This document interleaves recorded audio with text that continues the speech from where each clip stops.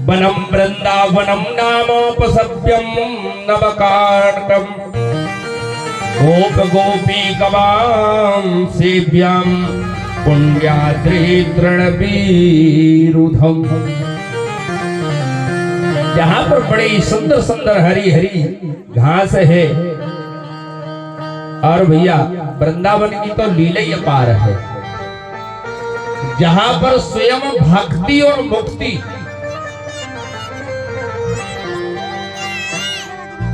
वृंदावन की गेल में मुक्ति पड़ी बिलखायो। हे माधव अब आप ही मेरी मुक्ति बताए। हम और आप मुक्त होने के लिए घूम रहे हैं, हमारी मुक्ति हो जाए।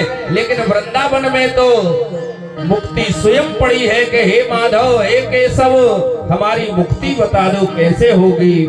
जहाँ के डाल डाल और पात पात में राधे राधे होए। वृंदावन जो भी गए होंगे तो वहां का रिक्शा चलाने वाला भी सामने अगर कोई आ गया रिक्शा के तो उसको हटाने के लिए नहीं कहता कि हट जाओ, ए भैया राधे राधे। वृंदावन के वृक्ष को मर्म न जाने कोई, और डाल डाल अरु पात पात में राधे राधे होयो। जहां के पत्ते पत्ते से भी राधा राधा का नाम निकलता है। ऐसे वृंदावन की महिमा श्री सुखदेव स्वामी ने राजा परीक्षित जी से कही। कार्तिक माह के शुक्ल पक्ष की अष्टमी को बढ़िया सुंदर मुहूर्त में भगवान को गौचारण लीला में प्रवेश कराया गया। और उस अष्टमी का नाम है गोपाष्टमी। गौ के प्रतिपालक बन गए भगवान कृष्ण। बलदाऊ भैया अपने बाल सखाओं के साथ में गोचारण लीला के लिए चल दिए। और जैसे ही लीला प्रारंभ करी, सबसे पहले वत्सासुर नाम का दैत्य आया, कंस के द्वारा भेजा हुआ, जो बछड़ों के बीच में मिलकर स्वयं बछड़ा बनकर के मारने लगा। लेकिन भगवान से कुछ बात छिपी नहीं रहती प्यारे। जैसे ही कन्हैया ने देखा कि हमारे बछड़ों के समूह में एक अलग से कौन आ गया है, पास में गए, पीछे से दोनों पैर पकड़े और आकाश में घुमाकर जैसे ही धरती में नमो नारायण गोविंदाय नमो नमः करी, तुरंत अपने राक्षसी वेश में प्रकट हो गया। भगवान ने उसका उद्धार किया। दूसरे दिन फिर बछड़ा चराने गए तो बकासुर नाम का दैत्य आ गया, जो बगुले का रूप धारण करके आया। उसको भी प्रभु ने उद्धार किया।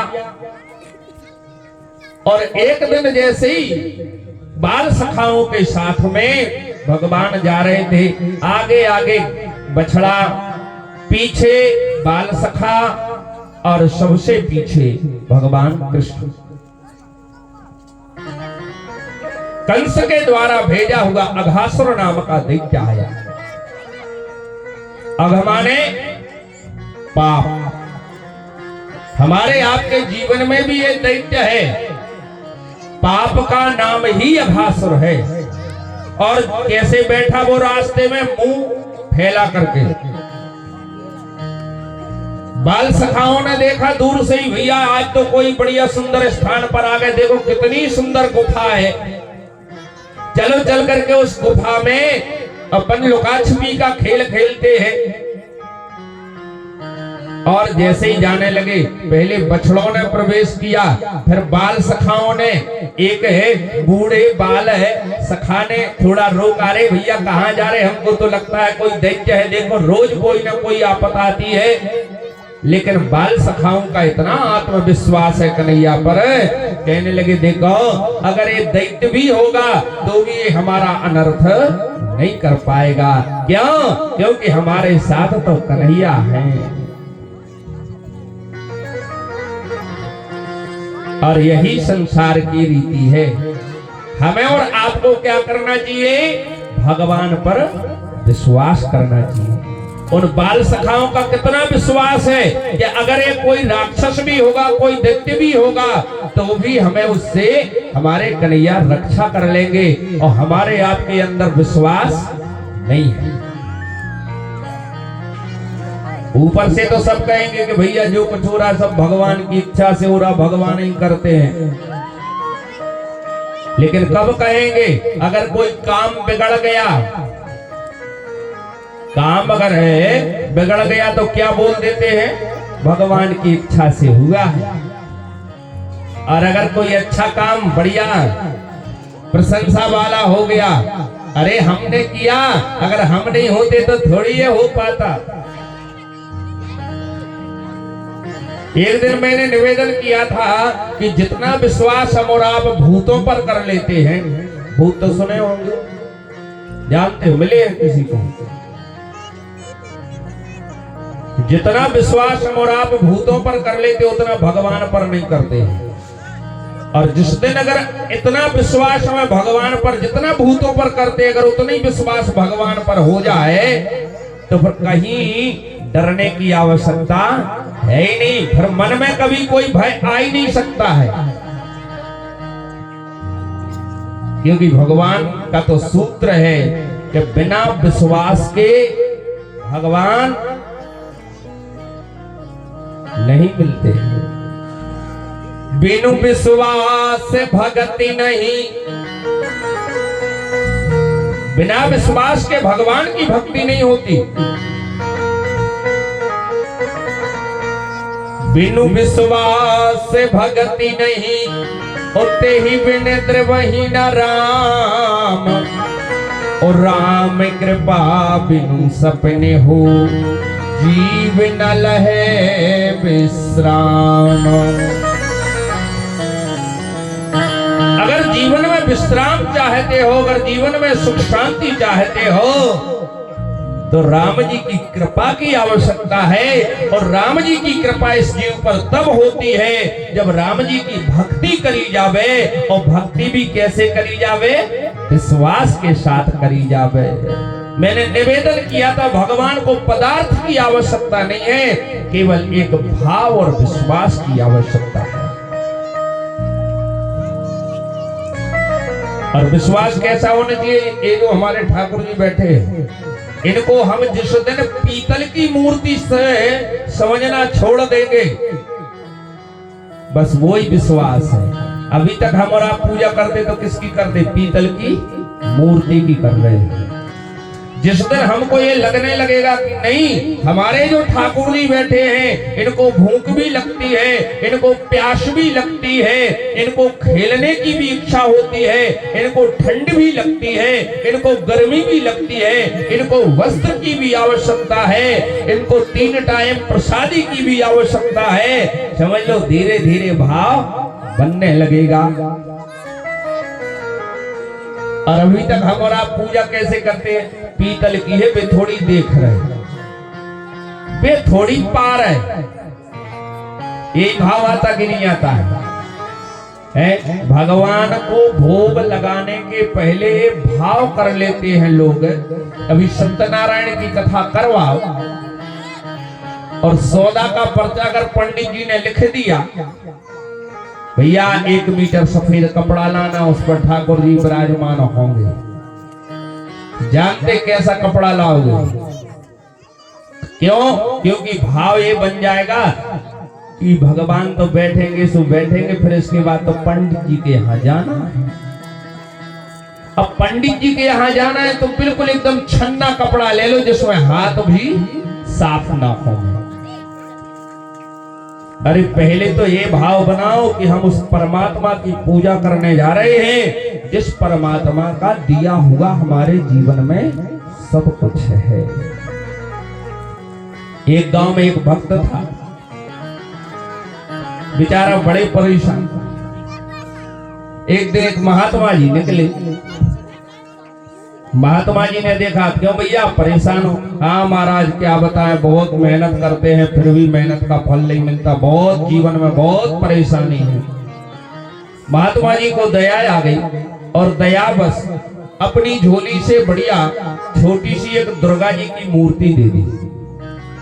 कहा बेटा एक काम करना, माँ होती है, माँ बड़ी दयालु होती है, आज से तुम इस माँ की पूजा करना, दुर्गा जी की पूजा करना, तुम्हारे जीवन के सारे संकट दूर हो जाएंगे। ले गया अपने घर में, छोटा सा कमरा था, एक अलमारी में बढ़िया जमा करके दुर्गा जी को रख दिया। बाजार गया, 10-20 रुपए का चिरौंजी दाना, चना इत्यादि ले आया, स्नान कराए, चना चिरौंजी का भोग लगाए। करते करते 1 माह निकल गया। और जब 1 माह निकला लेकिन जीवन में कुछ फर्क नहीं पड़ा, पूजा करना छोड़ दिया। और जब पूजा करना छोड़ दिया,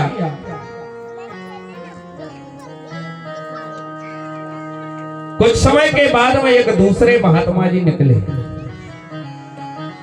और दूसरे महात्मा को देखा तो ये पास में गया। महात्मा जी ने कहा क्या बात है? कहा महाराज क्या बताएं, बहुत परेशान हूं जिंदगी से,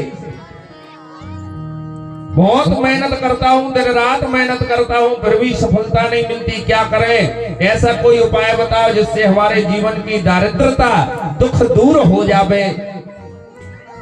महात्मा जी ने कहा बेटा एक उपाय है, हम तुम्हें लड्डू गोपाल दे रहे हैं और तुम उन लड्डू गोपाल की पूजा करना, क्योंकि बाल स्वरूप भगवान जल्दी प्रसन्न हो जाते हैं। बालक रूप भगवान है तो बालक रूप भगवान जल्दी प्रसन्न हो जाते हैं।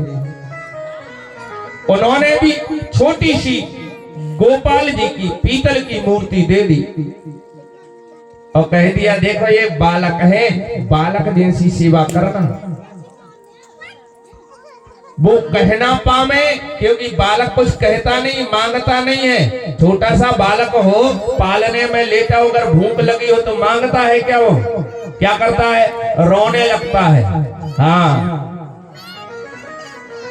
तो अपने छोटे से बाल स्वरूप भगवान की बालक जैसी पूजा करना। और ये बड़े चंचल भी होते हैं बालक। समझा दिया। जैसे ही घर गया, देखा दुर्गा जी तो पहले से विराजी है, दूसरी कोई खिड़की अलमारी है नहीं है, कहां रखे? उसी में एक तरफ जगह करके रख दिया और रख करके जैसे ही स्नान करने जाने लगा, मन में विचार करता है, महात्मा जी बोल रहे देखिए बालक स्वरूप भगवान है, ऐसा ना हो कि ये खिसकते खिसकते जहाँ दुर्गा जी की पूजन की सामग्री रखी है वहां चले जाएं, और अगर दुर्गा जी की पूजन की सामग्री को ये पा लेंगे तो सब झूठा हो जाएगा। हमारे पास पैसा वैसे ही नहीं है, पर हम दोबारा कहां से सामग्री लाएंगे? जा रहा था स्नान करने, लौट करके आ गया और जैसे ही लौट कर आया, अब सोचने लगा कि अलमारी दूसरी है नहीं, ठाकुर जी को रखे तो कहां रखे? उसने सुन रखा था किसी से कि भगवान पाते नहीं है, भगवान केवल सूंघते हैं। उसने कहा ये कई उपाय है, अगर ये नाक से सूंघते हैं और इनकी नाक बंद कर दी जाए तो फिर काहे से सूंघ लेंगे? दौड़ा दौड़ा गया, रजाई में से थोड़ी सी रुई निकाली और रुई निकाल करके जैसे पीतल की मूर्ति की नाक में रुई लगाने लगा। अब रुई जा नहीं रही थी, उसमें छेद थोड़ी था, तो एक लकड़ी लाया और लकड़ी की सीख से जैसे ही उसने जबरदस्ती रुई ठूसना प्रारंभ किया, तुरंत ही प्रभु प्रकट हो गए। भक्त ने कहा हे प्रभु, हमें क्या मालूम था कि आप रुई ठूसने से प्रसन्न होते हो। भगवान ने कहा नहीं नहीं, तेरी रुई ठूसने से प्रसन्न नहीं हुए, जब तेरा ये हृदय में भाव बन गया कि ऐसा ना हो कि हमारे ठाकुर जी दुर्गा जी की पूजन की सामग्री को सूंघ ले, ऐसा ना हो कि झूठा कर दे में, जब ये भाव बन गया है तब मुझे प्रकट होना पड़ा है। इसी तरह प्यारे मन मंदिर के खोलो के बारे, जाग उठे भीतर बारो, बोल उठे भीतर बारो। मंदिर के खोलो के बारे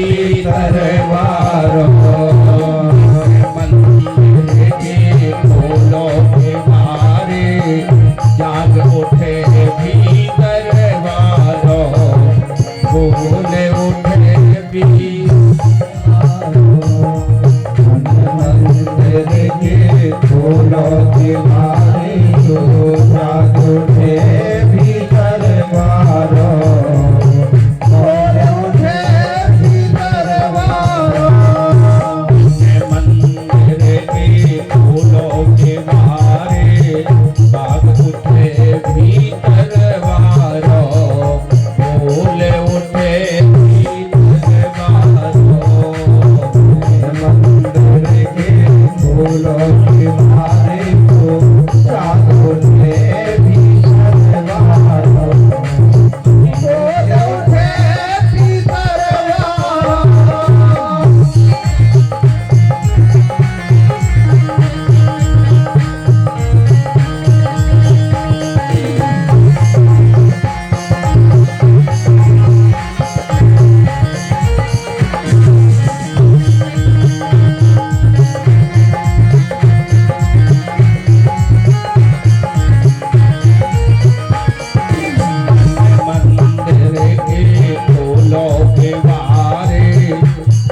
उठे भीतर बारो बोले उठे भीतर बारो उठे भीतर बारो बोले उठे भीतर बारो बोले उठे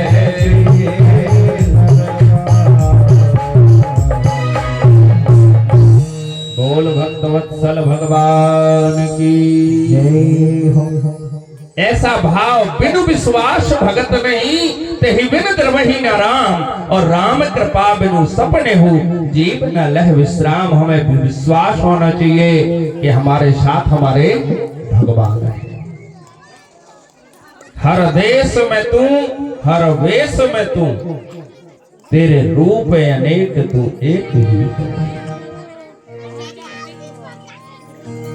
बाल सखाओं के हृदय में इतना विश्वास था कि अगर ये दैत्य भी होगा तो इससे डरने की आवश्यकता नहीं है। क्यों? क्योंकि बचाने वाला तो हमारा कन्हैया साथ में है। और देखते ही देखते पहले बछड़े इसके बाद बाल सखा सब चले गए। और जब कन्हैया ने ये सुन रहे थे विचार किया कि जब इतना विश्वास करके ये सब अंदर प्रवेश कर गए हैं तो मैं बाहर रह कर क्या करूंगा, मुझे भी अंदर प्रवेश हो जाना चाहिए। वहां देखा सारे बछड़े मृत हो गए। उस अघासुर अजगर के रूप में आया था, उस सर्प के विष से साप बेहोश हो गए, बछड़े भी बेहोश पड़े हैं, बाल सखा भी बेहोश पड़े हैं। कन्हैया ने तुरंत अपने स्वरूप को बढ़ाया और इतना बढ़ाया कि उसके कंठ में जाकर के दिव्य देह को प्रकट कर दिया। उसकी प्राण वायु रुक गई और जैसे ही प्राण वायु रुकी छटपटा करके नेत्रों के द्वारा उसके प्राण बाहर निकल गए।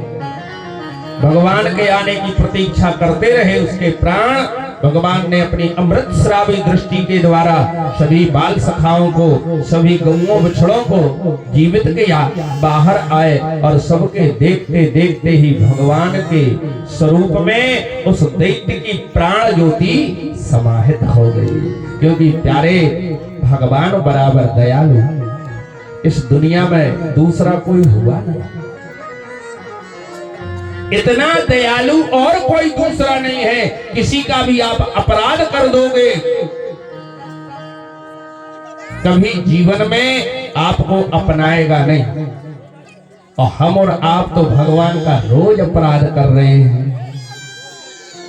कितने पाप जीवन में किए होंगे, लेकिन भगवान ने कभी अपने संसार से किसी को त्यागा नहीं। ऐसा दाता होगा नहीं और कभी ना होगा। ऐसा देने वाला आज तक दुनिया में कोई नहीं हुआ है और ना होगा। पापी धर्मी सबको देता अन्न हवा और पानी। भगवान सबके लिए अन्न की भी व्यवस्था करते हैं, हवा की भी व्यवस्था करते हैं और जल की भी व्यवस्था करते हैं। चाहे वो पुण्यात्मा हो, चाहे धर्मात्मा हो, चाहे धर्मशील हो, चाहे पापी हो, चाहे दुराचारी हो, लेकिन भरण पोषण की व्यवस्था सभी की करते हैं। दूसरी बात, आज तक हम और आप तो भगवान के यहां जब भी गए हैं क्या किया जा करके? केवल भगवान से मांगा है। अगर हम और आप कहीं जाते हैं, भगवान के मंदिर में जाएं या तीर्थों में जाएं, तो मिलते बाद में पहले क्या करते हैं? मांगते हैं, मांगते कि नहीं? अगर रोज कोई मंदिर जाता होगा तो रोज नई नई डिमांड बढ़ती जाती है। आज कुछ मांगा, कल कुछ मांगा, परसों कुछ और मांगेंगे। आज तक कभी पूर्ति नहीं हुई।